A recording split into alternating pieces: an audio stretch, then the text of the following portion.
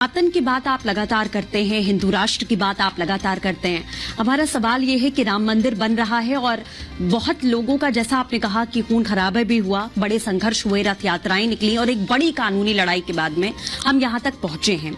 लेकिन क्या इसके बाद हर एक सनातनी का एक जो प्रण है वो पूरा हो जाएगा इस प्राण प्रतिष्ठा के बाद? बिल्कुल भी नहीं, ये तो शुरुआत है। स्वर्णम काल है सनातनियों के लिए, कट्टर सनातनियों के लिए।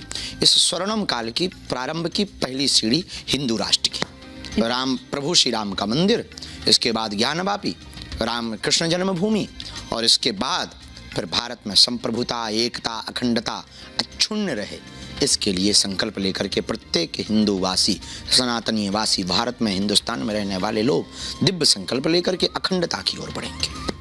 हिंदू राष्ट्र की बात आप हमेशा हर मंच से करते हैं, अभी भी आपने हिंदू राष्ट्र का जिक्र किया। हिंदू राष्ट्र आपकी परिभाषा में कैसे बनेगा? एकता के साथ, अमीर और गरीब, गरीबों को उठाकर उनको सबल बनाना, निर्बल को सबल बनाना, जातिवाद को मिटाना, जातिवाद को खत्म करना, एकता की लकीर खींचना, एकता के साथ साथ लोगों में सद्भावना भरना, व राम पर टिप्पणी करने वालों के लिए कठोर कानून बनवाना व उनके खिलाफ कठोर कार्रवाई कानूनी करवा करके राम राज्य की स्थापना के संकल्प को आगे बढ़ाना। ये राम राज्य की परिभाषा है। दूसरी चीज, जैसा आपने काशी का जिक्र किया था और यहाँ तक कि मथुरा में भी जिस तरीके से कानूनी लड़ाई अभी शुरुआत हो चुकी है उसकी भी, काशी में ज्ञानव्यापी को लेकर एएसआई सर्वे हुआ, रिपोर्ट पेश की गई कोर्ट के सामने और कल उस पर भी एक अहम फैसला आने वाला है। आपने हमेशा से कहा है कि संवाद के जरिए रास्ता निकाला जा सकता है, कई बार ये हमने सुना। हाँ। क्या लेकिन राम मंदिर का फैसला भी कानूनी लड़ाई के थ्रू ही निकला। अब काशी और मथुरा की अगर बात करें तो संवाद से फैसला कैसे होगा? संवाद का मतलब ये है कि कानूनी कार्रवाई भी हो तो उसमें भी संवाद होता है। हमारे वकील संवाद करते, विपक्षी वकील से। हाँ, वो लोग विवाद करना चाहते, हम सनातनी लोग संवाद करना चाहते। संवाद का विषय ये है कि अगर आप कानून के जरिए यहीं पर फैसला कर लो तो आपको कोर्ट तक नहीं जाना पड़ेगा। जो तथ्य हैं उनको आप स्वीकार कर लो और जो सत्य है उसे आप स्वीकार कर लो। कृष्ण जन्मभूमि में भव्य मंदिर बन जाने दो। अगर आप नहीं मानेंगे तो भारत में कानून है, न्याय प्रणाली है। अब संवाद का विषय अभी तो बचा नहीं। हाँ।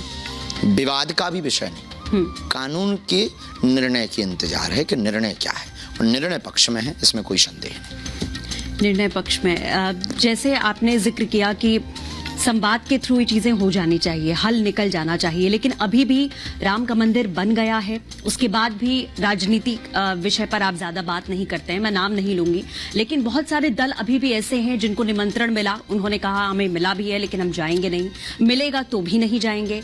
लोगों ने मूर्ति पर सवाल उठा दिए कि नई मूर्ति की प्राण प्रतिष्ठा करने की क्या जरूरत है, राम को मांसाहारी तक कह दिया। इस मौके पर ऐसी सोच के बारे में आप क्या कहें? ये रावण के खानदान के लोग हैं, आदिकाल से रहे, प्रभु श्री राम के समय भी रहे, भगवान कृष्ण को भी पौंड्रक जैसे लोग टिप्पणियां करते रहे। ये कोई नवाचार नहीं है, नई बात नहीं है। ये अपने ही लोग हैं जो अपना ही खाते हैं, अपने ही यहाँ पर गड्ढा खोदते हैं। इन लोगों का जो ध्येय है, इन लोगों का ध्येय है न्यूज में बने रहना। इन लोगों का ध्येय है इस देश में अच्छे कामों को कैसे विघटन करके और भारत में जातिवाद का जहर फैला दिया जाए, ये उसके उपाय निकालते हैं।